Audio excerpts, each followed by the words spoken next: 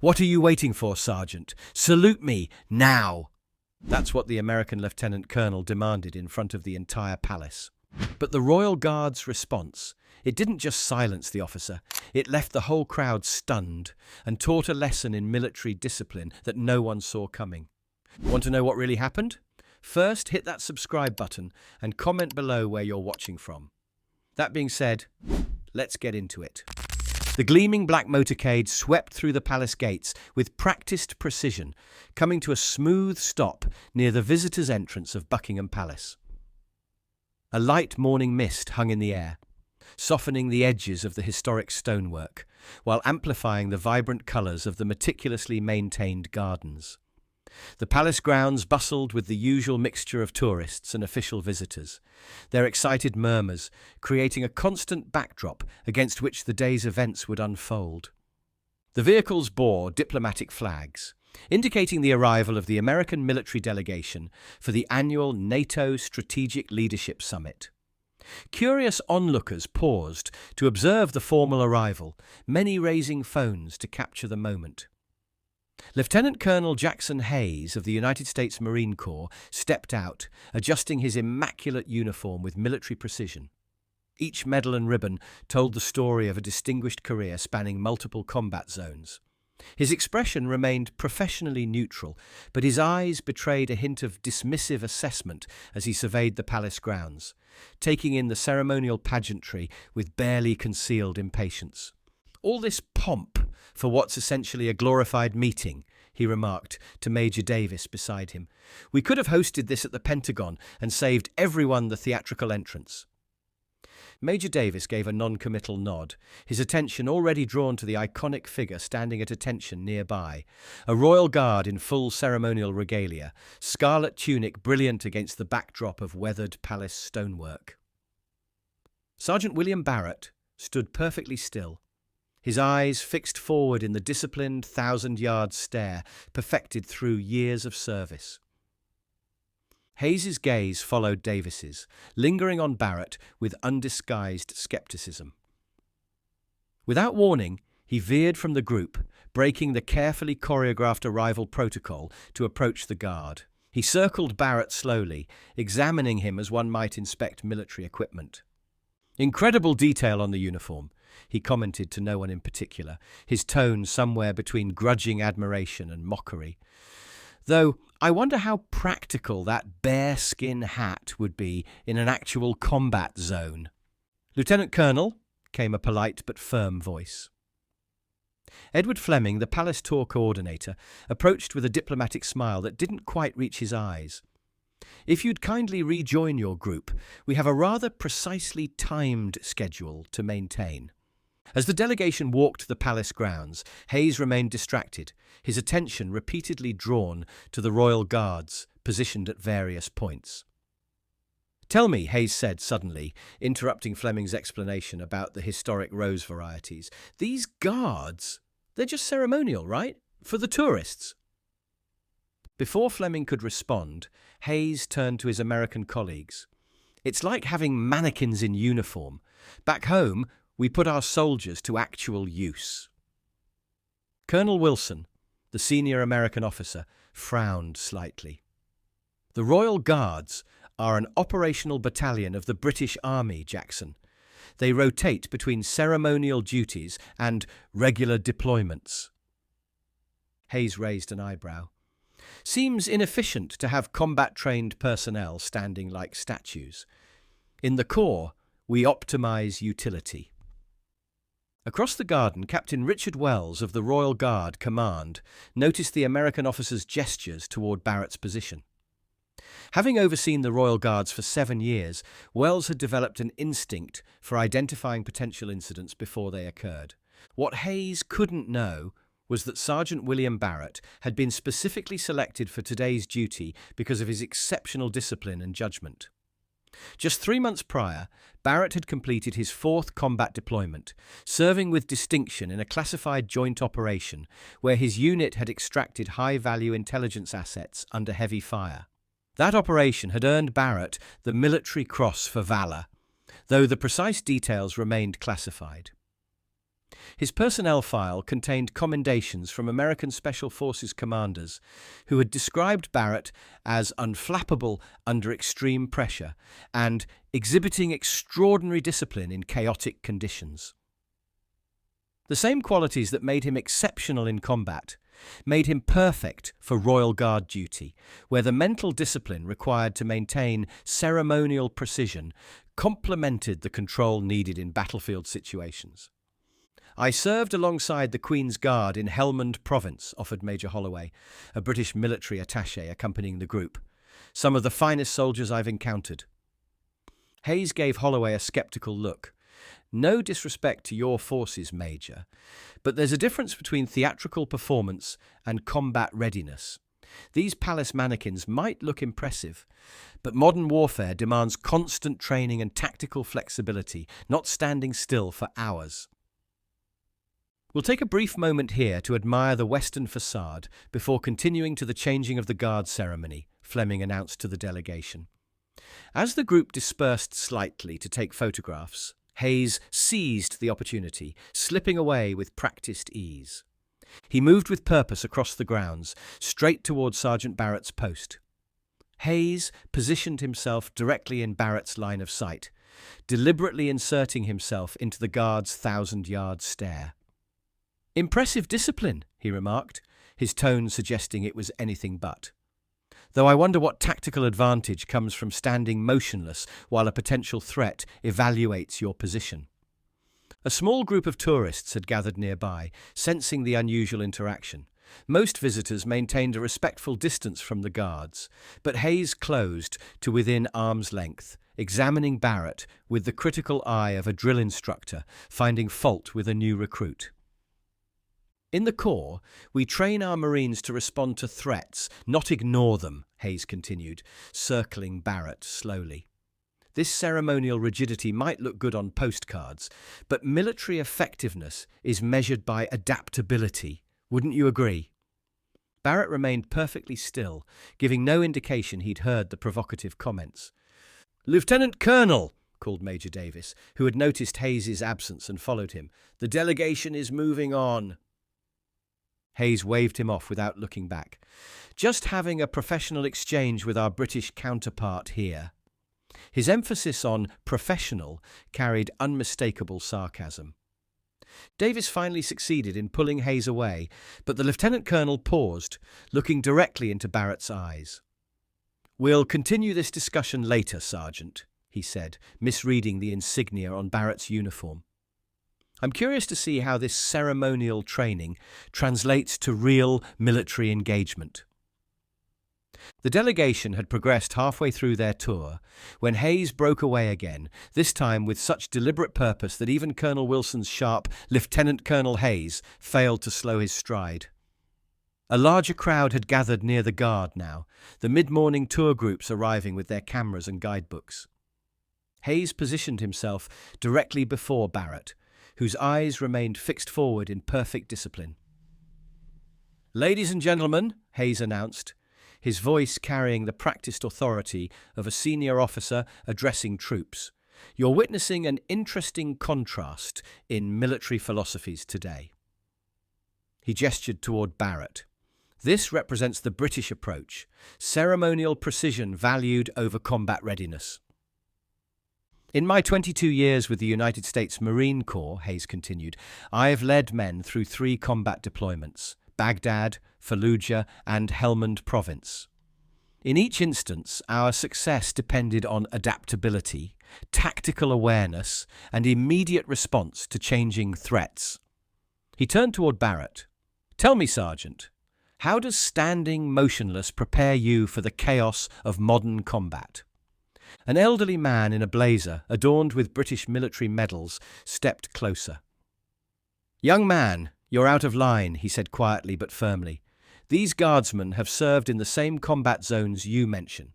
Their ceremonial duty represents discipline, not deficiency." Hayes turned, assessing the older man with a quick glance at his medals. With respect, sir, I'm simply highlighting different approaches to military readiness. A soldier who spends hours practicing standing still is not developing the tactical flexibility modern warfare demands. Hayes stepped even closer to Barrett, violating the respectful distance maintained by other visitors. "You know what impresses me about American forces?" he continued, his voice carrying across the grounds. "When a Marine is addressed by a superior officer, they respond, they engage, they don't hide behind ceremonial protocols." A woman in the crowd gasped as Hayes moved within inches of Barrett, close enough that his next words were meant for the guard alone, though they carried to those nearby. "Have you ever actually seen combat, Sergeant? Or did they put you here because you look good in red?" "Lieutenant Colonel Hayes," Colonel Wilson's voice cut through the tension as he finally broke free from his diplomatic obligations. "Rejoin the delegation immediately." The delegation's scheduled viewing of the changing of the guard ceremony provided Hayes with his opportunity. As the crowds shifted position for better viewing angles, he slipped away unnoticed, moving with purposeful strides toward Barrett's post. By the time Major Davis realized his colleague had disappeared again, Hayes was already approaching Barrett, whose perfect stillness remained unbroken despite the earlier confrontations. "Your ceremonial changing of the guard is quite the performance," Hayes announced as he positioned himself directly in Barrett's line of sight. "Impressive choreography, I'll grant you that. But in the Marines, we change posts with efficiency, not pageantry." "Let me explain something about military protocol," Hayes continued, projecting his voice like a lecturer addressing a classroom. "Across NATO forces, there exists a universal understanding of chain of command. Regardless of national differences, military courtesy demands that junior officers acknowledge senior officers." He tapped the insignia on his own uniform. "Lieutenant Colonel, United States Marine Corps, combat decorations from 3 theaters of operation, command experience in joint force operations." His finger jabbed toward Barrett. "And you, what, a sergeant whose primary skill is standing still?" Hayes began to circle Barrett with the measured pace of a drill instructor inspecting a recruit. "Your uniform is impressive, Sergeant. Very historical."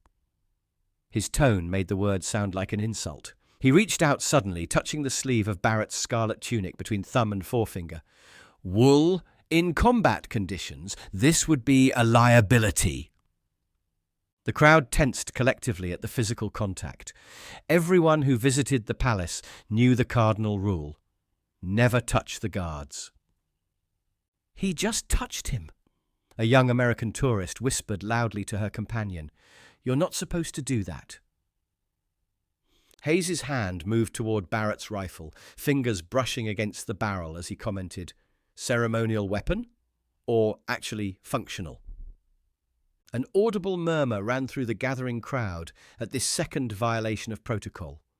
Palace security personnel were moving closer now, though still maintaining diplomatic discretion given the visitor's military status. Hayes positioned himself squarely before Barrett, deliberately blocking his line of sight, a third violation of the protocols clearly posted for visitors. "The difference is responsiveness," Hayes continued. "A Marine Guard acknowledges superior officers, maintains situational awareness, responds to changing conditions." Hayes straightened to his full height, assuming a formal military bearing that signaled he was about to make an official declaration. "Guard," Hayes announced, his voice carrying the unmistakable command tone of a senior officer. "I am Lieutenant Colonel Jackson Hayes, United States Marine Corps, NATO Joint Command authorized. Military protocol across Allied forces requires junior personnel to render appropriate respect to senior officers." "This is a direct order from a lieutenant colonel in the United States Marine Corps," Hayes stated, each word precisely enunciated. "Salute me. Now." The demand hung in the air like the report of a rifle shot. For one extended moment, Sergeant William Barrett remained perfectly motionless, his eyes fixed forward in the disciplined 1,000-yard stare. that had remained unbroken throughout Hayes's escalating provocations. The change in Sergeant Barrett's demeanour was so precisely controlled that observers later described it as mechanical in its perfection. One moment he stood in ceremonial stillness. The next, his white-gloved hand moved with fluid efficiency to remove Hayes's fingers from his rifle. "Sir," Barrett spoke, his voice carrying the crisp articulation of British military precision, "you are in violation of standing orders regarding interaction with the Queen's Guard. Physical contact with a guard or his equipment constitutes a Category B security infraction." Hayes's expression shifted from commanding to momentarily stunned, clearly not expecting any response, let alone one delivered with such unapologetic authority. "Furthermore," Barrett continued, his gaze now directly meeting Hayes's, "while your rank commands appropriate respect within NATO allied forces, Standing Palace Protocol establishes clear guidelines regarding the chain of command while on royal grounds. The Queen's Guard operates under the direct authority of the Crown, not NATO command structure. Standing Order 157 specifically addresses interaction with Allied military personnel," Barrett stated, reciting from memory with mechanical precision. "Guards will maintain position and bearing, regardless of visiting military rank, as their oath is sworn first to the Sovereign." "My duty is to the Crown first, Lieutenant Colonel. That duty includes maintaining prescribed position, bearing and protocol, regardless of external military authority." His delivery remained respectful, yet unyielding. "This isn't a matter of disrespect to your rank, sir, but rather absolute respect for the oath of service I have sworn." Barrett's white-gloved hand returned to his rifle in a motion so fluid it seemed choreographed, resuming his ceremonial position with perfect precision. "I must respectfully request you step back to the designated viewing area and refrain from further physical contact with palace guards or equipment." "Lieutenant Colonel Hayes," Captain Richard Wells's voice broke the tension as he approached with measured strides, "I believe there might be some misunderstanding regarding protocol on palace grounds." "Captain Wells, Guard Commander," he introduced himself with a crisp nod. "I see you've been discussing protocol with Sergeant Barrett." "Your guard broke position to address me," Hayes stated, his tone suggesting this validated his earlier comments about ceremonial rigidity. "Indeed, sir," Captain Wells replied evenly. "Sergeant Barrett followed Standing Order 157, paragraph 3. In the event of physical contact or immediate security concerns, guards are authorized to respond with minimum necessary communication and action." His delivery was factual rather than defensive, a textbook response to the situation. "The Queen's Guard operates under a unique command structure while on palace duty," Captain Wells explained as they moved to a more private corner of the palace grounds. "While we acknowledge NATO command protocols in joint operations, palace grounds fall under the direct authority of the Sovereign, superseding standard military chain of command for visiting officers." Hayes's posture remained rigid, his jaw clenched as he listened. "In 30 years of military service across 4 continents, I've never encountered a junior officer who refused a direct order from a superior." "That's because Sergeant Barrett wasn't refusing an order, Lieutenant Colonel," Wells clarified. "He was following his primary standing orders, which specify that on palace grounds, his chain of command flows through the Crown, not visiting military personnel regardless of rank." Several yards away, the retired British military officer who had spoken up earlier was explaining the situation to a group of curious American tourists. "The Royal Guards aren't just ceremonial figures," he told them quietly. "They're active combat soldiers, many with multiple deployments. Barrett there served with distinction in Afghanistan alongside American forces." Colonel Wilson had finally located Hayes and approached with barely concealed frustration. "Lieutenant Colonel, the delegation is awaiting your return," he said, his tone making it clear this was not a request. Perhaps I might offer some context, Wells said, addressing both American officers now. The Guards you see today completed a 6-month combat deployment just 8 weeks ago. Sergeant Barrett himself was awarded a commendation for actions under fire during a joint operation with American Special Forces. The same men you see standing guard today could be deployed to a conflict zone next month. Hayes's expression remained skeptical. Different training philosophies, he commented. American forces prioritize tactical flexibility. As do we, Wells replied smoothly. But we consider the discipline of ceremonial duty to be complementary to combat readiness, not contradictory. The ability to maintain absolute focus and position under public scrutiny translates effectively to maintaining discipline under fire. Wilson nodded thoughtfully. An interesting perspective, Captain. I've observed similar benefits from drill precision in our own forces. Hayes shifted impatiently. With respect, sir, there's a substantial difference between drill discipline and standing motionless for tourists. Is there? Wells questioned mildly. Both require absolute control, perfect execution under observation, and subordination of personal comfort to duty requirements. Wilson ended the exchange with a firm, "We need to rejoin our delegation, Lieutenant Colonel, now." Ridiculous, theatrical nonsense, Hayes muttered, as Colonel Wilson escorted him firmly back toward the American delegation. Standing around in bright red targets, pretending it's military discipline. "Lieutenant Colonel Hayes," Wilson said then, his voice carrying the quiet authority of a commanding officer who rarely needed to raise it. "You've created a diplomatic incident on what was supposed to be a routine goodwill visit." They rejoined the American delegation, several officers glancing curiously at Hayes before diplomatically averting their eyes. "British inflexibility hasn't changed since colonial times," Hayes remarked to Major Davis, loud enough for nearby officers to hear. "They cling to outdated protocols and call it tradition." The other American officers created subtle distance between themselves and Hayes as the tour continued, his isolation becoming increasingly apparent. Across the palace grounds, Sergeant Barrett maintained his post with perfect composure. If the confrontation had affected him in any way, there was no outward sign. The American delegation completed their tour, proceeding toward the gates where their motorcade awaited.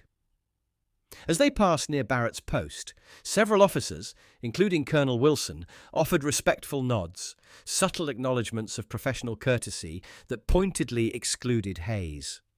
"They're soldiers, not statues," Hayes said, as they approached the vehicles, his voice carrying a defensive edge. "Military effectiveness is measured by adaptability, not theatrical performance." "Interesting perspective, Lieutenant Colonel," replied an American general who had remained silent throughout the earlier incidents. "Though I noted that Sergeant Barrett adapted quite effectively to your challenge. His response was both appropriate and professionally delivered." Hayes's expression tightened. "A rehearsed response to a predictable situation isn't adaptability, sir. It's script following." "Perhaps," the general mused, "but it resolved the situation decisively while maintaining protocol. Tactical objective achieved with minimum necessary force. Sounds rather effective to me." As the motorcade pulled away from the palace gates, Hayes stared stonily through the window, his reflection showing a man still convinced of his position, despite the universal lack of support. In the distance, Barrett's scarlet uniform remained a vivid splash of colour against the palace stonework, the guards' unwavering discipline the final image as the vehicles departed. What does true respect for military traditions look like across international boundaries? Today's story highlights how understanding different protocols matters more than imposing familiar standards when military cultures meet. While Lieutenant Colonel Hayes believed he was upholding proper military courtesy, he failed to recognize that respect includes acknowledging different chains of command and jurisdictions. The Queen's Guard exemplifies a unique military tradition, where ceremonial precision and combat readiness exist in perfect balance. If you found this story meaningful, please hit that like button and subscribe to our channel for more tales that explore the deeper meanings behind the Royal Guard's unwavering discipline. Don't forget to click the notification bell so you'll know immediately when we post our next story. Share this video with someone who appreciates the values of duty, protocol, and mutual respect between different military traditions. We'd love to hear your thoughts in the comments below. Have you witnessed someone refusing to respect another country's traditions? And how should military professionals handle cultural differences when working with international allies? Check out our other videos appearing on your screen right now, and we'll be back tomorrow with another new story reminding you what true service means, regardless of the uniform it wears.